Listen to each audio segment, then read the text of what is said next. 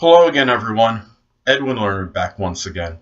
In this YouTube astrological segment, I'm going to be talking about Leo and love. And yes, it does apply and pertain to the sun, moon, and ascendant. Well, anyway, people, first thing I'll look at with Leo and love. Well, Leo is a very royal sign. It likes to be treated like royalty. If you treat them in a royal manner and you show that you are dedicated, you are devoted to him or her, then Leo will reciprocate and do the same thing for you. Leo may be the most loyal sign of the zodiac, or at least one of the most loyal.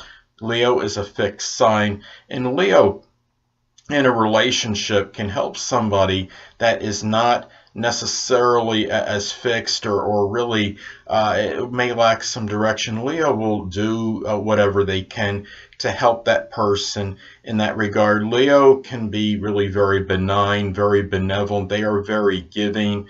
If you're in, say, if there's a platonic relationship you're in with Leo and you're wondering if it may ascend or escalate, if that Leo person suddenly does more for you in terms of whether it could be buying something for you, buying things maybe that are more extravagant, talking really positive about you, lauding you, those could be signs that that Leo person may like you, starting to like you more than just in a platonic sense. Leo can be very magnanimous and generous, and this could apply to a love relationship as well. Leo is also strongly about fortitude, valor, and courage. And Leos are the type, you don't have to worry about them being overly passive in a situation. If somebody is doing something to your detriment, or somebody is heckling you or saying derogatory things, Leo will be one of the first people to stand up often and say, look, you don't need to be doing this to such and such because this person is connected with me, that I love this person. And Leo will be loyal to somebody to the very end. But the thing about Leo, though, too, is I think a lot of it has to do with delusion. And I'm not trying to sound real negative or anything, but with Leos, what happens is in some relationships, I think they have a tendency to cling to him a little bit longer than the average person, because what happens is Leo, it's denial. Leo does not like to admit that he or she made a mistake in a relationship.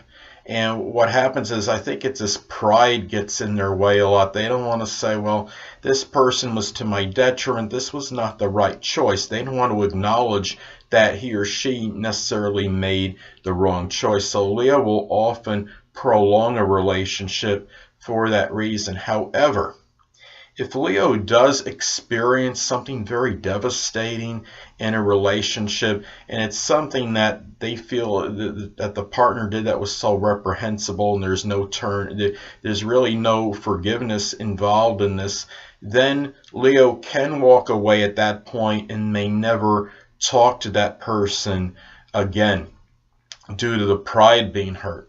The thing about Leo, though, is that if Leo is hurt in a love relationship, often will not show that hurt to that person unless they are just so intimate with them that they're willing to actually show that emotion to that person.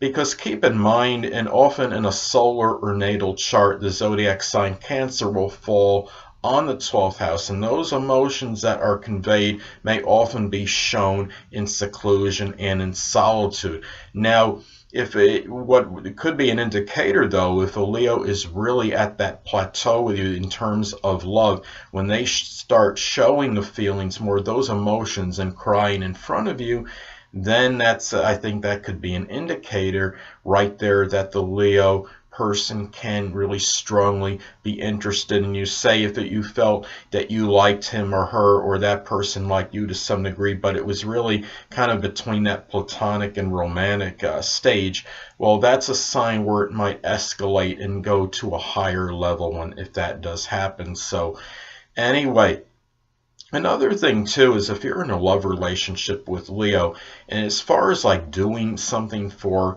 enjoyment, the thing about Leo is, okay, Leo is a sign that likes to conquer, and if not, they want to at least do something. I believe that they're going to be competitive with someone with. So let's say, for example, that if you're playing Connect Four, I'm just throwing this out arbitrarily, the game called Connect Four, and it's something that you think Leo wouldn't do well in, then you don't necessarily want to do that with Leo. You want to do something where at least you're competitive with him or her. I mean, if you do, it doesn't have to be something that Leo is going to win at or conquer you at all the time, but it generally should be something where you're at least on an fairly even level.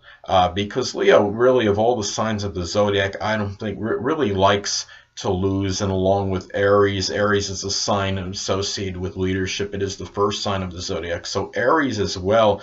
But Leo can feel more demoralized when losing something, and in contrast to the average sign, because Leo is just so dignified and they have that pride that's in them.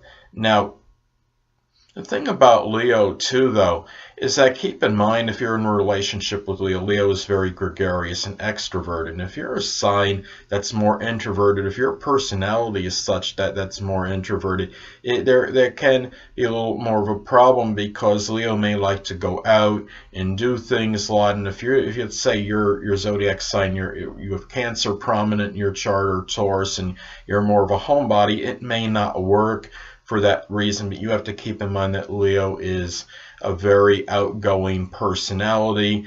They're very flamboyant, and if you're more reserved, then that, of course, there could be a conflict with that. Well, anyway, people, that'll conclude this YouTube astrological segment for Leo and love, and stay tuned next time where I'll be talking about Virgo and love. Two things I want to get with you on before I head out. Firstly, the stars may impel but do not compel. And secondly, never isolate any single astrological element, aspect, planetary placement, position, configuration, influence, or what have you, and make an analysis of a person, astrologically speaking, based on this alone, because astrologically speaking, the person is the sum of all their components in their natal chart and not just one. Until next time, people, stay well.